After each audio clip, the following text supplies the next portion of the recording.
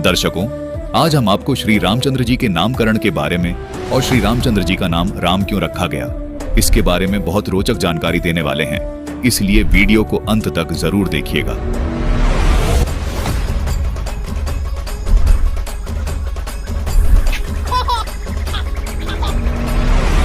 अयोध्या के राजा और श्री रामचंद्र जी के पिता राजा दशरथ जी के कुलगुरु यानी पुरोहित थे ऋषि वशिष्ठ जी। ऋषि वशिष्ठ जी राजा दशरथ जी के धार्मिक कार्यों में अनुष्ठान आदि भी करते थे, जैसे यजमानों के बच्चों के जन्म के समय धार्मिक अनुष्ठान करना, उनके बच्चों का नामकरण करना, उनके विवाह का शुभ समय बताना और यजमान के परिवार में मृत्यु के बाद उनका कर्मकांड करना। लेकिन दर्शकों, हम आपको बताना चाहेंगे कि ऋषि वशिष्ठ जी यह जानते थे कि पुरोहित का कार्य सही नहीं है, क्योंकि कर्मकांड करना और पुरोहित द्वारा की जाने वाली क्रियाओं को वे नीच कार्य मानते थे। आइए हम आपको इसके प्रमाण दिखाते हैं। रामचरितमानस उत्तरकांड दोहा 47 की चौपाई 3। देखिए यहाँ लिखा है, महिमा अमिति वेद नहीं जाना, मैं कही भांति कहूँ भगवाना, उपरोहित्य कर्म अति मंदा, वेद पुराण सुमृति कर निंदा, हे भगवान आपकी महिमा की सीमा नहीं है, उसे वेद भी नहीं जानते, फिर मैं किस प्रकार कह सकता हूँ। पुरोहिती का कर्म पेशा बहुत ही नीचा है, वेद पुराण और स्मृति सभी इसकी निंदा करते हैं। दर्शकों, रामचरितमानस की इस चौपाई से स्पष्ट है कि वशिष्ठ ऋषि जी ये पुरोहित का कार्य नहीं करना चाहते थे, लेकिन श्री वशिष्ठ ऋषि जी के पिता श्री ब्रह्मा जी ने वशिष्ठ ऋषि को अपनी अज्ञानतावश इस कार्य को करने के लिए राजी किया। ब्रह्मा जी ने कहा कि पुत्र, आगे इस सूर्य वंश में ब्रह्म परमात्मा अवतार लेंगे, तुम्हें उनके दर्शनों का सौभाग्य प्राप्त होगा, तुम्हारा यश बढ़ेगा तथा पुत्र तुम्हें बहुत पुण्य भी मिलेगा। दर्शकों, सोचने वाली बात है कि ब्रह्मा जी ने अपने पुत्र वशिष्ठ जी को ऐसा क्यों कहा। क्या ब्रह्मा जी विष्णु जी को ब्रह्म परमात्मा मानते थे? पहले हम आपको ब्रह्मा जी के ज्ञान से भी परिचित करवा देते हैं, क्योंकि ब्रह्मा जी श्री विष्णु जी को परमात्मा माने बैठे थे और यही अधूरा ज्ञान इन्होंने सभी को दिया। दर्शकों, ब्रह्मा जी के इस भ्रम का तब निवारण हुआ जब स्वयं ब्रह्मा जी ने विष्णु जी से ये सवाल पूछा कि हे विष्णु जी, आप तो स्वयं परमात्मा हैं, फिर आप किसकी भक्ति कर रहे हैं? तो देखिए श्री ब्रह्मा जी को विष्णु जी ने क्या कहा।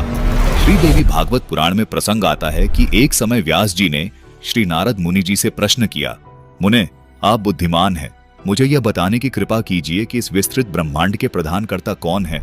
इसके उत्तर में नारद जी ने कहा, हे व्यास जी, यही प्रश्न मेरे मन में उठा था। मैंने अपने पिता ब्रह्मा जी से पूछा था कि पिताजी, आप सर्वज्ञ हैं, कृपया बताइए इस सृष्टि का उत्पत्तिकर्ता कौन है? हम किस परमात्मा की भक्ति करें? कौन समर्थ भगवान है? मेरा प्रश्न सुनकर मेरे पिता तेजस्वी ब्रह्मा जी ने इस प्रकार उत्तर दिया, कहा कि देव ऋषि, मैं तुम्हारी इस बात का क्या उत्तर दूं? मुझे खुद नहीं पता कि मैं इस अगाध जल में कहां से प्रकट हो गया। कौन मेरा रक्षक है? मैं एक बार श्री विष्णु जी के पास गया था। मैंने देखा कि वे समाधि लगाए हुए बैठे थे।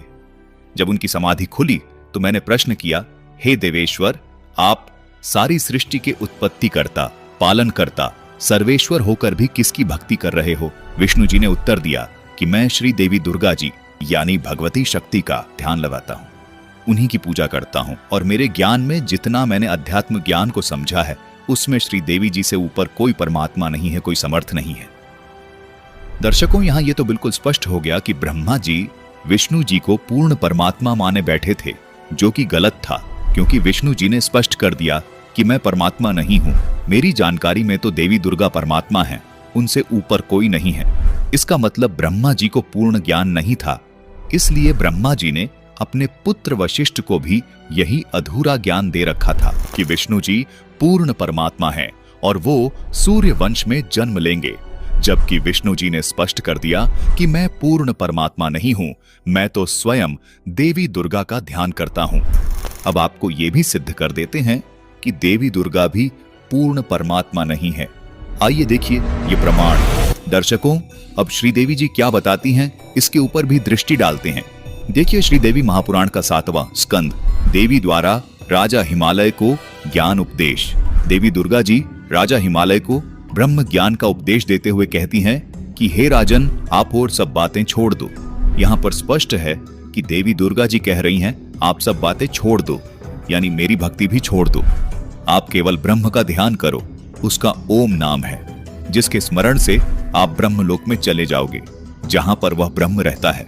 तो दर्शकों, देखा आपने, देवी दुर्गा जी भी स्पष्ट कर रही हैं कि पूर्ण परमात्मा तो मैं भी नहीं हूं, पूर्ण परमात्मा तो ब्रह्म है, जिसका ओम नाम है, जो ब्रह्मलोक में रहता है। दर्शकों, यहां तक ये स्पष्ट हो चुका है कि न विष्णु जी पूर्ण परमात्मा हैं और न दुर्गा जी पूर्ण परमात्मा हैं, यानी ब्रह्मा जी और विष्णु जी दोनों को नहीं पता कि पूर्ण परमात्मा कौन है। चलिए अब ये देखते हैं कि क्या देवी दुर्गा जी जिस ब्रह्म की भक्ति करने को कह रही हैं, वो पूर्ण परमात्मा हैं या वो भी किसी और की भक्ति करते हैं। दर्शकों, अब श्रीमद् भगवत गीता से भी आपको प्रमाण दिखाते हैं। ये है श्रीमद् भगवत गीता, जिसके अध्याय 8 श्लोक 13 में गीता ज्ञानदाता ने कहा है कि मैं ब्रह्म हूँ और मुझ ब्रह्म का केवल एक ओम नाम है। इस ओम को अंतिम समय तक जाप करने से ओम नाम से मिलने वाली परम गति प्राप्त होती है, यानी ब्रह्मलोक प्राप्त होता है। दर्शकों, गीता अध्याय 8 श्लोक 16 में गीता ज्ञानदाता कहता है कि ब्रह्मलोक में गए हुए साधक भी पुनरावृत्ति यानी जन्म मृत्यु में आते हैं, यानी उनकी भी जन्म मृत्यु सदा बनी रहती है। मतलब साफ है कि उनका भी पूर्ण मोक्ष नहीं होता। दर्शकों, यहाँ सवाल ये उठता है कि जब ब्रह्मा, विष्णु, महेश और देवी दुर्गा और गीता ज्ञानदाता ब्रह्म की साधना से भी जन्म मृत्यु बनी रहती है, तो वो परमात्मा कौन है जिसकी पूजा करने से साधक का पूर्ण मोक्ष हो जाता है? दर्शकों, इसका जवाब भी गीता जी में ही मिलता है। गीता ज्ञानदाता ब्रह्म ने गीता अध्याय 18 श्लोक 62 तथा 66 में अपने से अन्य समर्थ सच्चिदानंद घन ब्रह्म यानी परम अक्षर ब्रह्म की शरण में जाने को कहा है, तथा गीता अध्याय 17 श्लोक 23 में उसकी भक्ति साधना का नाम ओम तत् सत मंत्र बताया है। साथ ही गीता अध्याय 15 के श्लोक 4 में कहा है कि मैं भी उसी आदि पुरुष नारायण की शरण में हूँ, जिसको गीता अध्याय 15 के श्लोक 17 में उत्तम पुरुष कहा है, तथा गीता अध्याय 18 के श्लोक 64 में कहा है कि मेरा इष्ट देव भी वही पूर्ण परमात्मा है जो आदि सनातन परम धाम में रहता है। दर्शकों, यहाँ आप भ्रमित न होइएगा कि यहाँ तो इष्ट का अर्थ अनुवादकर्ता ने प्रिय किया है। दर्शकों, ये बिल्कुल गलत अनुवाद है। आइए आपको दिखाते हैं कैसे। ये देखिए, ये है गीता अध्याय 18 श्लोक 70 में इसी अनुवादकर्ता ने इष्ट का अर्थ पूजित किया है, यानी इष्ट देव किया है। इसलिए गीता अध्याय 18 श्लोक 64 में भी इष्ट का अर्थ पूजित ही होगा, अर्थात इष्ट देव ही होगा। दर्शकों, इन सब से यह स्पष्ट होता है कि श्री विष्णु जी, देवी दुर्गा जी तथा ब्रह्म यानी क्षर पुरुष, ये पूर्ण परमात्मा सर्व के सृष्टि रचनहार, उत्पत्ति करता, पालन करता नहीं है।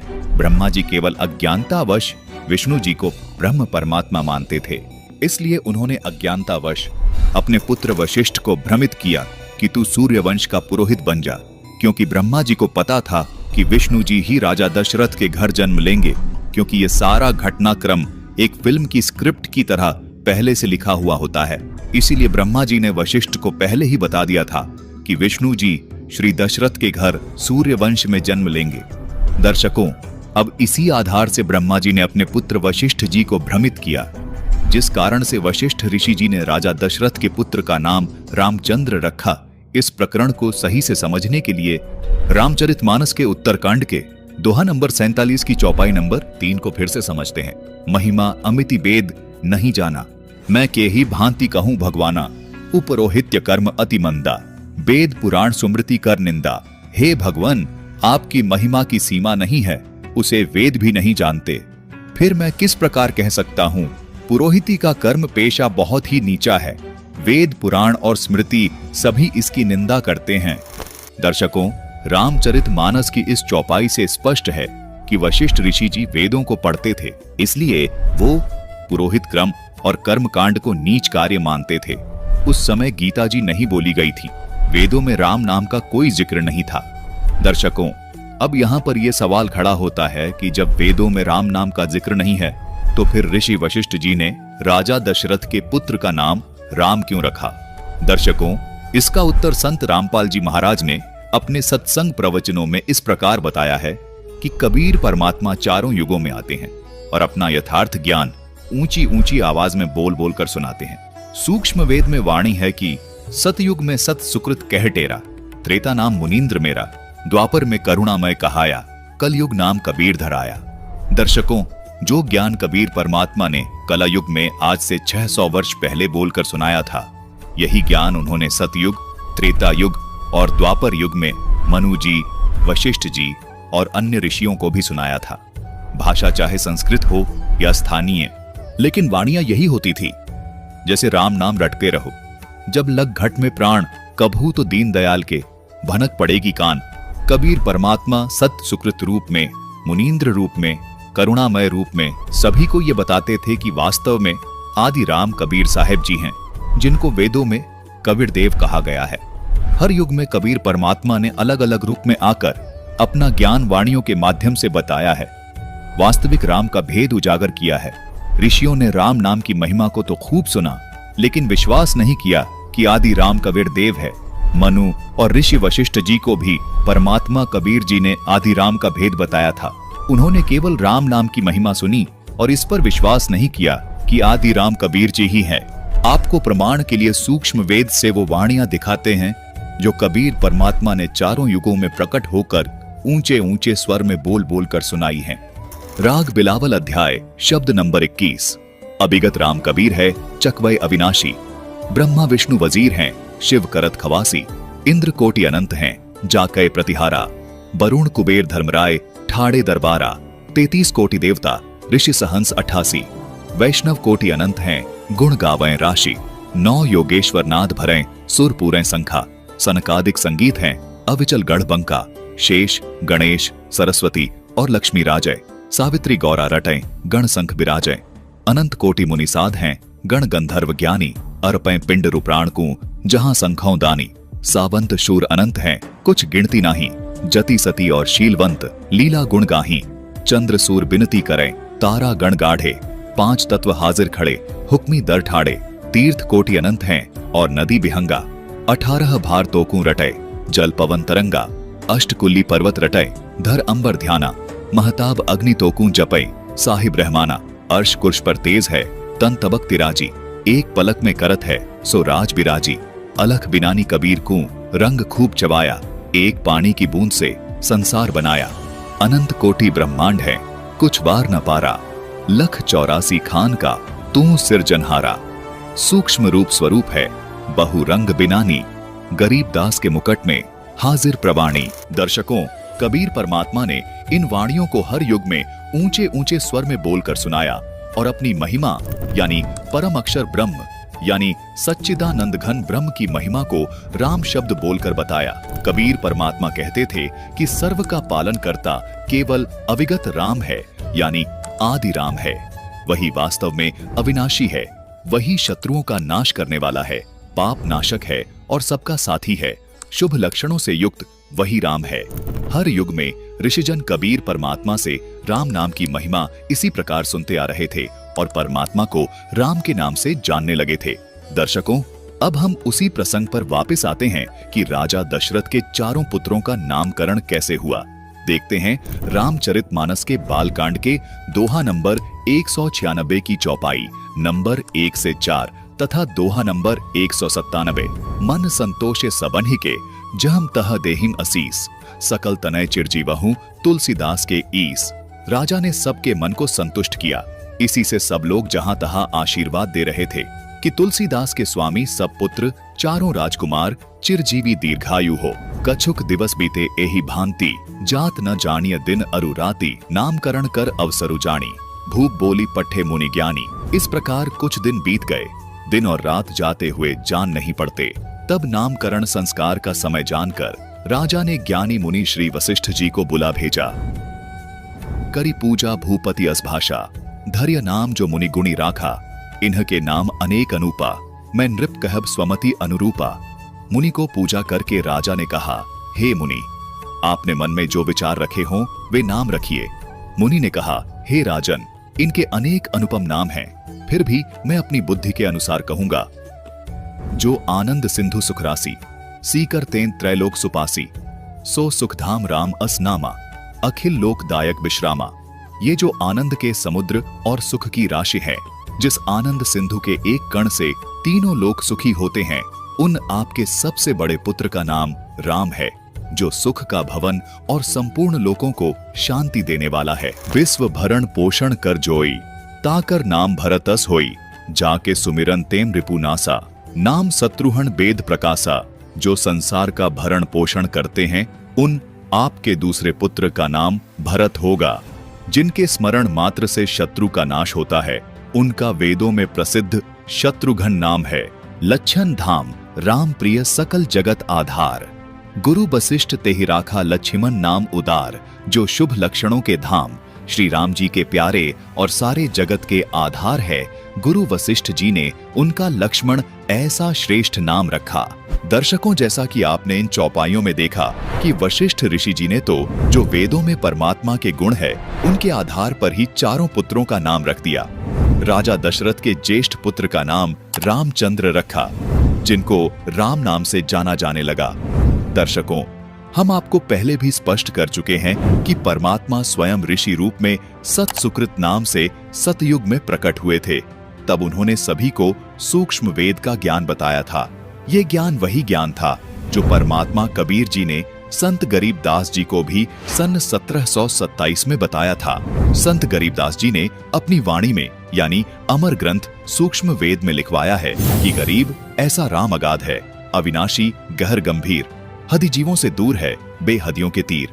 गरीब ऐसा राम अगाध है, बेकीमत करतार, शेष सहंस पुण्य रटत है, अजहू न पाया पार। गरीब ऐसा राम अगाध है, अपरंपार अथाह, उर में कृत्रिम ख्याल है, मौल्य अलख अल्लाह। गरीब ऐसा राम अगाध है, निर्भय निश्चल थीर, अनहद नाद अखंड धूनी, नाड़ी बिना शरीर। गरीब ऐसा राम अगाध है, बाजीगर भगवंत, निरसंध निर्मल देखिया, वार पार नहीं अंत। दर्शकों, इसी सूक्ष्म वेद के ज्ञान को सुनकर ऋषि वशिष्ठ जी ने राजा दशरथ के ज्येष्ठ पुत्र का नाम रामचंद्र रख दिया। कबीर परमात्मा जी ने बताया था कि निर्गुण सरगुण दो धारा हैं। आदि राम कबीर तो न्यारा है, अनंत राम अयोध्या में आए, सो दशरथ के पूत कहाए।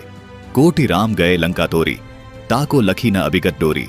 आदि राम कबीर सरबंगी, अभिगत अस्थिर अचल अभंगी। गरीब पार ब्रह्म सत कबीर है, कीमत मोल न तोल, बिना उजन अनुराग है, बहुरंगी अनमोल। अभिगत राम कबीर है, चकवय अविनाशी, ब्रह्मा विष्णु वजीर हैं, शिव करत खवासी। ऋषि वशिष्ठ जी ने केवल राम नाम यानी परमात्मा की महिमा तो सुनी, लेकिन ये स्वीकार नहीं किया कि वो आदि राम यानी पूर्ण परमात्मा कबीर साहिब जी हैं, जिनको वेदों में कबीर देव कहा गया है।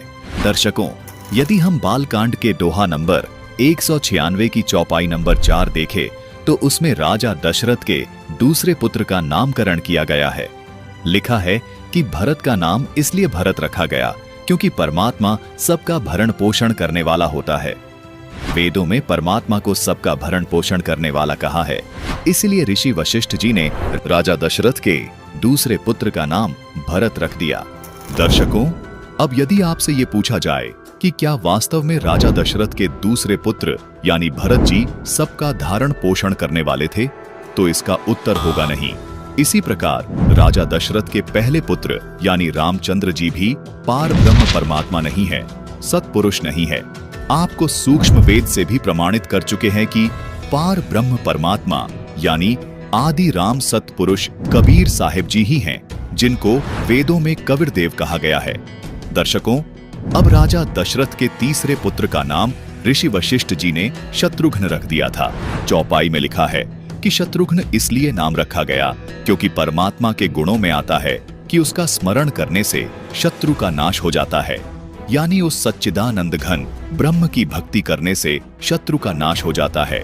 दर्शकों, विचारणीय विषय है कि क्या वेदों में जिस शत्रुघ्न परमात्मा की बात हो रही है, क्या वो राजा दशरथ के तीसरे पुत्र शत्रुघ्न हो सकते हैं?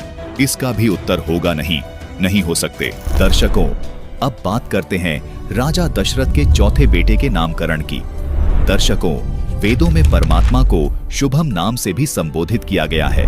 इसी को मुसलमान समाज सुभान अल्लाह कहते हैं। शुभ लक्षणों से युक्त होने से परमात्मा को शुभम कहा गया है, इसलिए इस लक्षण के आधार से राजा दशरथ के चौथे बेटे का नाम लक्ष्मण रखा गया। दर्शकों, इन सभी दोहों चौपाइयों से स्पष्ट हो जाता है कि राजा दशरथ के बड़े बेटे का जो नाम रखा गया, ये वो राम नहीं है जिसकी महिमा वेद गा रहे हैं। दर्शकों, यदि राजा दशरथ के बड़े बेटे रामचंद्र जी को केवल राम नाम होने के कारण ही ये मान लिया जाए कि वेदों में बताए गए परमात्मा वो ही हैं, तो भरत और शत्रुघ्न तो उनसे भी बड़े हो गए, क्योंकि भरत तो पूरी दुनिया का भरण पोषण करने वाले हो गए और शत्रुघ्न शत्रु का नाश करने वाले हो गए। दर्शकों, सोचिए कि क्या राजा दशरथ के पुत्र शत्रुघ्न का नाम जाप करने से पाप नाश हो सकते हैं? शत्रु का नाश हो सकता है? क्या लक्ष्मण जी का नाम जाप करने से वो शुभ लक्षण प्राप्त हो सकते हैं जो वेदों में वर्णित परमात्मा के हैं? दर्शकों, इन सभी बातों से सिद्ध होता है कि राजा दशरथ के पुत्र श्री रामचंद्र जी वेदों और गीता में बताए गए परम अक्षर ब्रह्म नहीं है। सतगुण श्री विष्णु जी के अवतार श्री रामचंद्र जी हुए हैं, जो केवल 3 लोक में एक विभाग यानी सतोगुण विभाग के स्वामी हैं, यानी पृथ्वी लोक, स्वर्ग लोक, पाताल लोक में एक विभाग के स्वामी है। इसलिए इनको त्रिलोकीनाथ भी कहा जाता है और परम अक्षर ब्रह्म को वासुदेव कहा जाता है, क्योंकि वो परम अक्षर ब्रह्म सर्व का मालिक है। उसी को आदि राम कहते हैं। परमात्मा कबीर जी ने सूक्ष्म वेद में बताया है कि राम राम सब जगत बखाने, आदि राम कोई बिरला जाने। निर्गुण सरगुण 2 धारा हैं, आदि राम कबीर तो न्यारा है। अनंत राम अयोध्या में आए, सो दशरथ के पूत कहाए। कोटि राम गए लंका तोरी, ताको लखी न अभिगत डोरी। आदि राम कबीर सरबंगी, अभिगत अस्थिर अचल अभंगी। गरीब पार ब्रह्म सत कबीर है, कीमत मोल न तोल। बिना उजन अनुराग है, बहुरंगी अनमोल। अभिगत राम कबीर है, चकवय अविनाशी। ब्रह्मा विष्णु वजीर हैं, शिव करत खवासी। दर्शकों, ये सब प्रमाण और तथ्य ये स्पष्ट करते हैं कि राजा दशरथ के पुत्र राम का नाम इसीलिए रामचंद्र रखा गया क्योंकि वशिष्ठ जी को पता था कि राम नाम पूर्ण परमात्मा का उपमात्मक नाम है।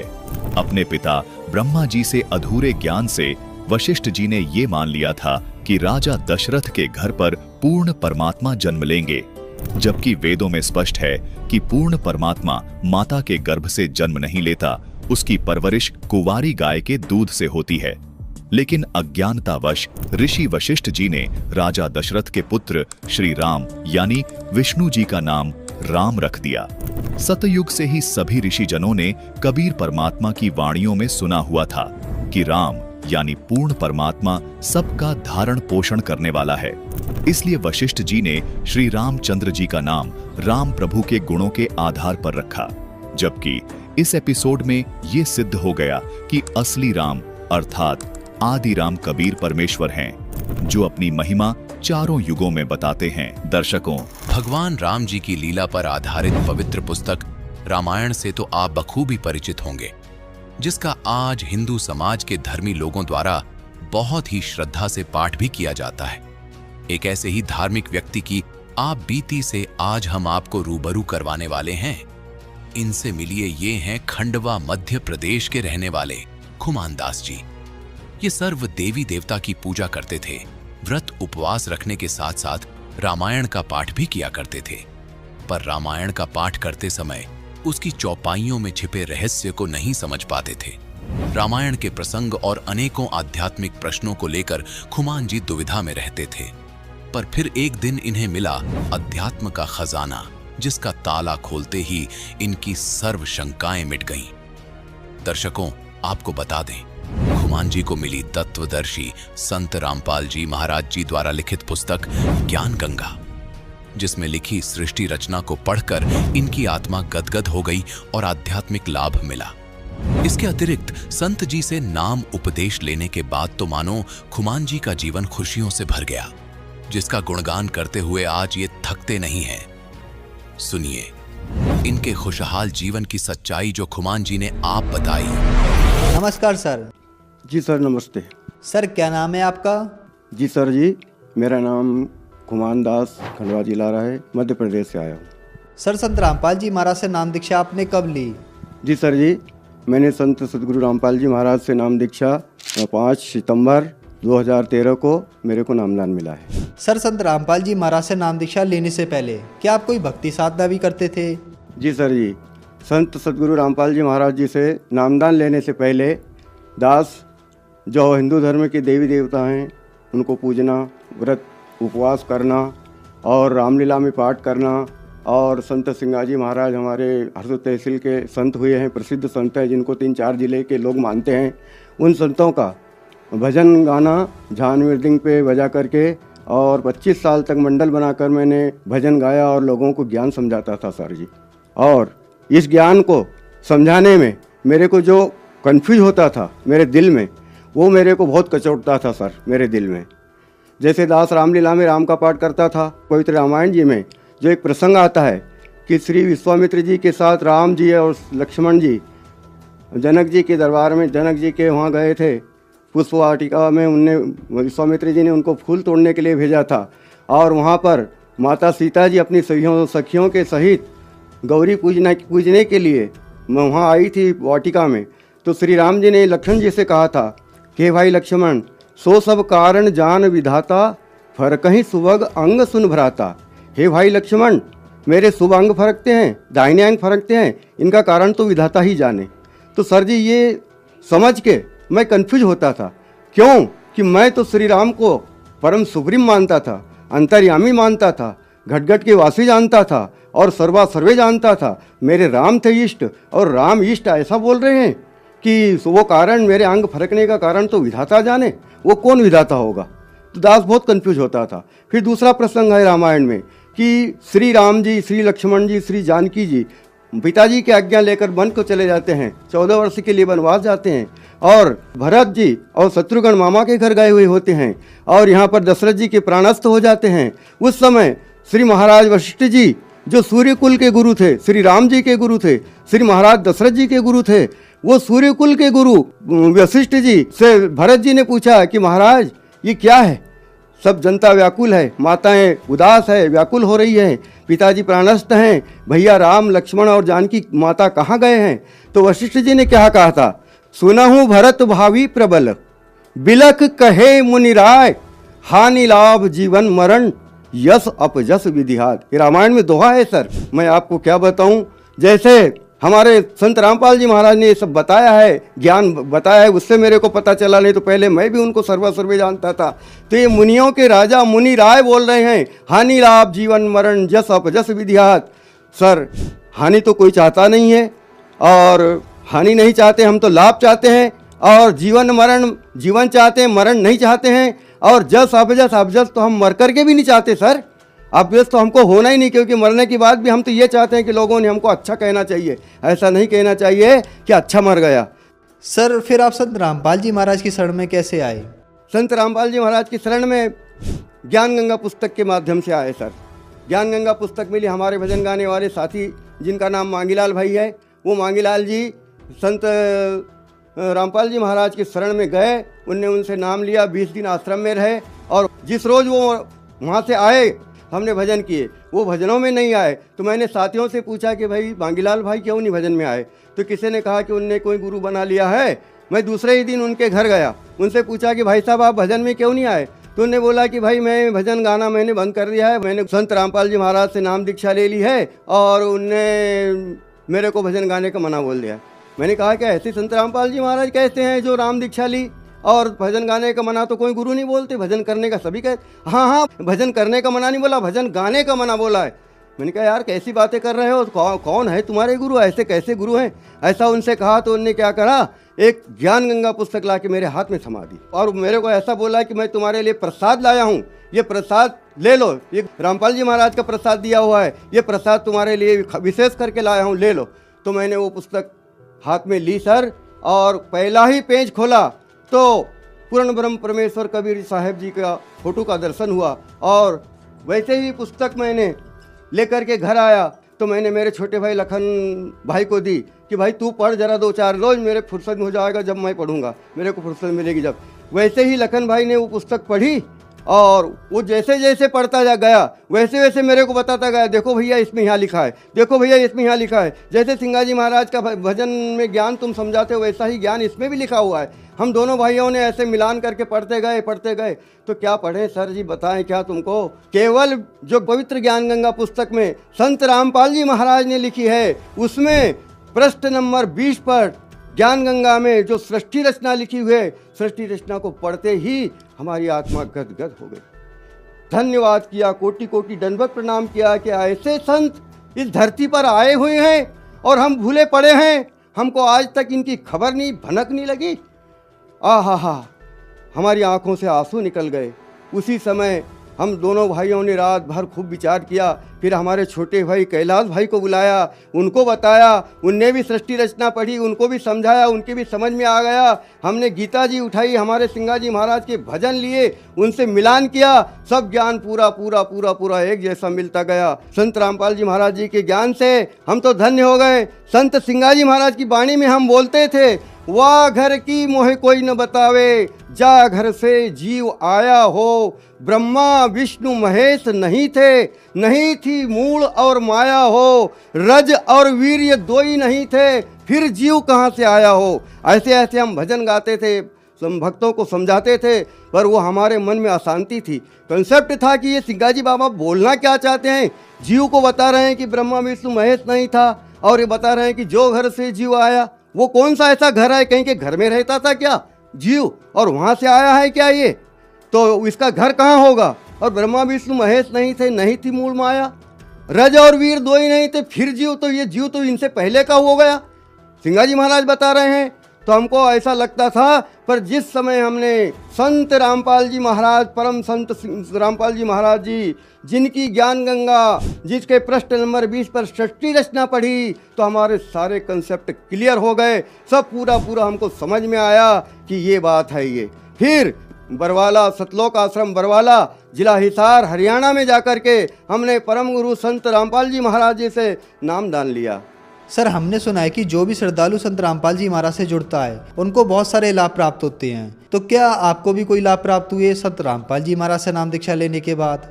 जी सर जी, संत रामपाल जी महाराज से नाम दीक्षा लेने के बाद और उनकी बताई हुई भक्ति मर्यादा में रह के करने के बाद तो अनेक लाभ हुए। जैसे हमारी माता जी, जिसकी उम्र 78 साल की हो गई थी, वो हमारी सिस्टर एक इंदौर में रहती है जी सर, वहाँ इंदौर उसको माता जी को ले गई थी उनके पास रखने के लिए, एक दो महीने के लिए। वहाँ वो बीमार हो गए, उनके फेफड़े खराब थे, और जो अन्न की नली थी उसमें भी प्रॉब्लम था। तो वहाँ बताया इंदौर में डॉक्टरों को, उनसे फ़ायदा नहीं हुआ। वो हमारे वापस घर हमारे ले आए। घर आकर के हमने खंडवा डॉक्टरों को बताया। डॉक्टरों ने मना बोल दिया कि भाई ये तो माता जी की एज भी 78 साल की हो गई है, और अब तुम पैसे मत लगाओ, ये अब बचने की नहीं। तो माता जी की हालत ऐसी हो गई थी कि उनके मुंह में पानी भी नहीं जा रहा था। पर संत रामपाल जी महाराज की ऐसी दया हुई, हमको ऐसी भीतर से परमात्मा जी ने कोई उपमा दी कि भाई जो परमात्मा जी अपने शिष्यों को बताते हैं दोपहर की रमेणी 16 मिनट की, वो मैंने मोबाइल में लगा के न मेरी माता जी के कान के पास वो मोबाइल चालू करके रख दिया। माता जी ने 16 मिनट रमेणी सुनी। सर क्या बताएं, ऐसा चमत्कार हुआ कि माता जी ने आंखें खोल दी। माता जी ने मेरे से खड़े होने को बोला तो माता जी पलंग के ऊपर बैठ गई। मैंने पीछे से हाथ लगाया, सहारा से बैठ गई, और उसी समय बोलने लगी कि थोड़ा सा खाना लाओ, मैं रोटी खाऊंगी तुम्हारा। सर जी, वहाँ माता जी ने रोटी खाई, और धीरे धीरे 2-4 दिन 8 दिन में उनकी तबीयत ठीक हो गई। इसके बाद में वो 2 साल तक जिए। तो हमारी माता जी को 2 साल के लिए संत रामपाल जी महाराज, हरियाणा वाले रामपाल जी महाराज ने उम्र बढ़ाई। मैं उनको कोटि कोटि धन्यवाद करता हूँ, कोटि कोटि प्रणाम करता हूँ। और दूसरा लाभ, मेरी पत्नी 5 साल से गठिया वाय में पीड़ित थी। उसके ये अंगूठे उंगलियां सूज जाती थी, जोड़ जोड़ में दर्द होता था, घर के काम काज करने में बहुत दर्द महसूस करती थी, रोती थी, और उनको सर में चक्कर बना रहता था। तो वो क्या करती थी कि रोज़ शाम को कपड़े को गीला करके और गीली पट्टी सर पे रख के सोती थी, रोज़ यही होता था।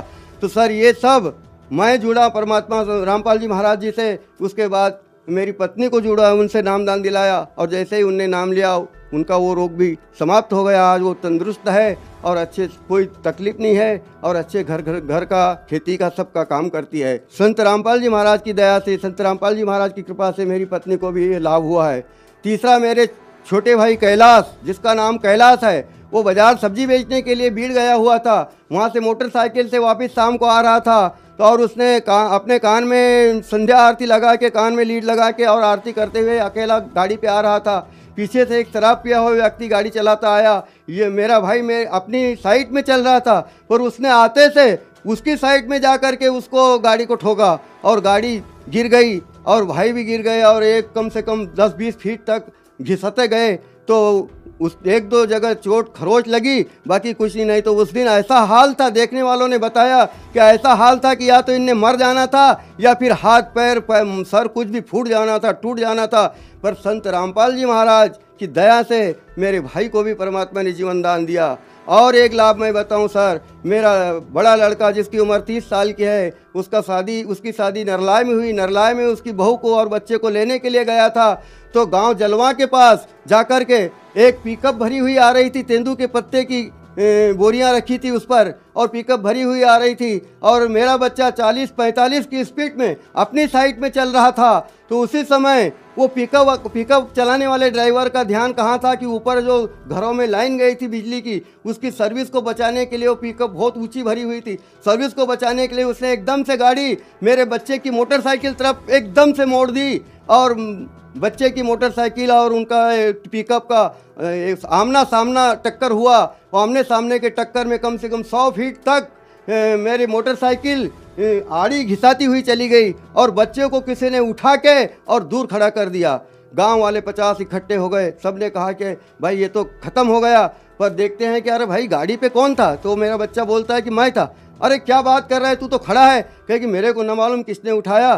तो वो संत रामपाल जी महाराज से जुड़ा मेरा पूरा परिवार, मेरे तीनों भाइयों का परिवार संत रामपाल जी महाराज से नाम लिए हुए हैं, सब जुड़े हुए हैं। तो उन्होंने कहा कि हमारे संत रामपाल जी महाराज ने हमको बचाया है, हम उनकी भक्ति करते हैं, उनकी शरण में हैं, उनको भी सतनाम मिला हुआ है। और सर एक लाभ मैं क्या बताऊं, दास की स्थिति बहुत ज़्यादा खराब थी।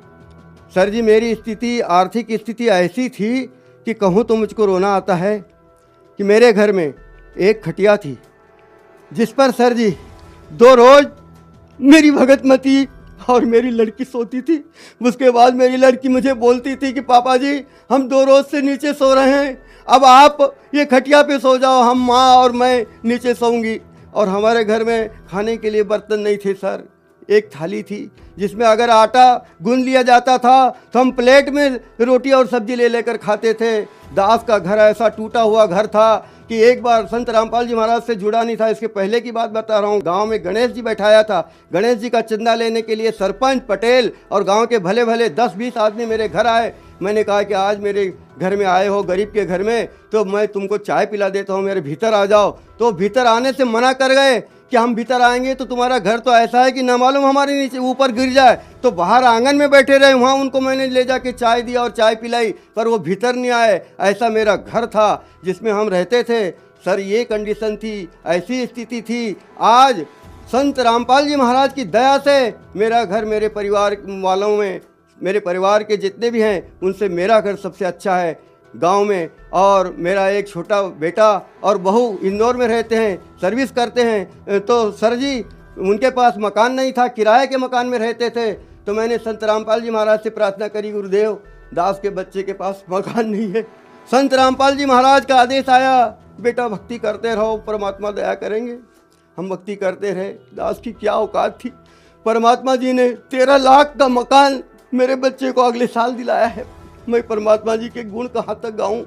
हे मालिक, हे संत रामपाल जी महाराज, परमात्मा जी के गुण गाना तो ऐसा है कि जैसे धरती का कागज करूं, कलम करूं बन रहा है, 7 समुद्र की स्याही करूं तो गुरु उन लिखा नहीं जाए। ऐसा है, कहाँ तक वर्णन करें इनके लाभों की। मेरे को भी साइटिका थी, डॉक्टर उबेजा का इलाज चलाया मैंने साल भर, खंडवा वाले, और उबेजा डॉक्टर ने मेरे को बोल दिया कि तुम्हारा पैर में साइटिका है और ये पैर की हड्डी बढ़ गई है और इसको काटना पड़ेगा, इसलिए तुमको ऑपरेशन करवाना पड़ेगा।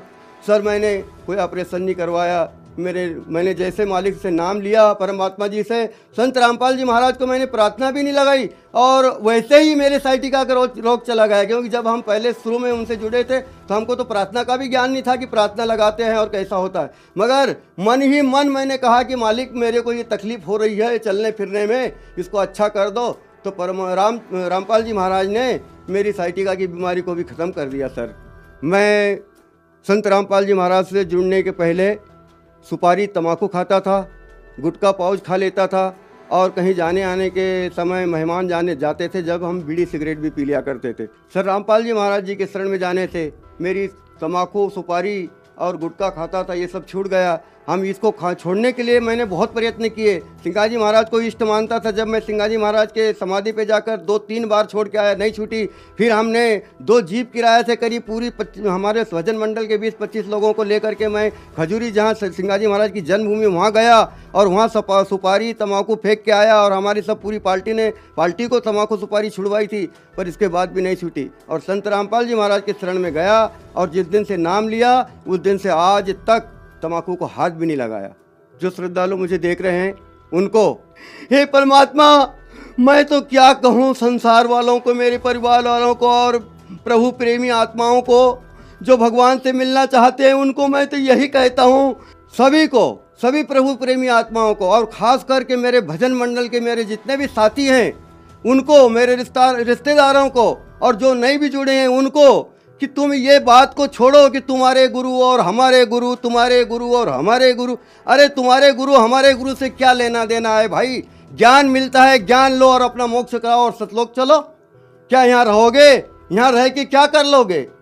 कितनी पीढ़ी चली गई, कितने कितने चले गए, हमारे दादे परदादे चले गए, किसी ने कुछ नहीं ले गया, हम भी कुछ नहीं ले जाएंगे। भाई संत रामपाल जी महाराज की शरण में आइए। मैं हाथ जोड़ के विनय करता हूँ और सबको हाथ जोड़ के कहता हूँ कि आज संत रामपाल जी महाराज ने ज्ञान गंगा पुस्तक लिखी, जीने की राह पुस्तक लिखी है, भक्ति से भगवान तक पुस्तक लिखे, गीता तेरा ज्ञान अमृत। और संत रामपाल जी महाराज के शिष्य गांव-गांव में जाके, आपके घर जाके पुकार के पुस्तकें दे रहे हैं। उनसे पुस्तक लो और पुस्तक पढ़ करके ज्ञान को समझो और जल्दी से जल्दी संत रामपाल जी महाराज जी की शरण को ग्रहण करके और सतलोक का रास्ता तय करो। सर, संत रामपाल जी महाराज की शरण कैसे ग्रहण की जा सकती है? जी सर, आज संत रामपाल जी महाराज ने सभी जीवों के ऊपर अपार दया कर रखी है। कैसी? हर तहसील में हर प्रति रविवार के रोज गांव-गांव में सत्संग संत रामपाल जी महाराज की कृपा से हो रहा है।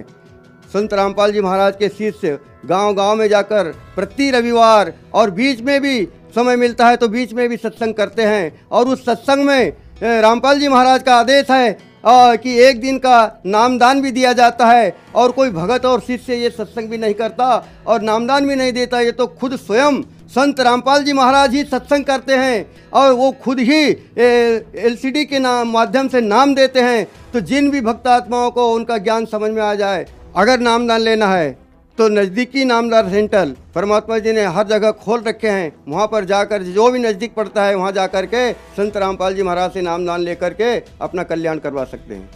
धन्यवाद सर। जी सर। दर्शकों, संत रामपाल जी महाराज के अद्भुत प्रवचनों में इस प्रकार के गूढ़ रहस्य देखकर और समझकर खुमान दास जी की तरह लाखों लाख अनुयायी आदि सनातनी भक्ति को अपना रहे हैं।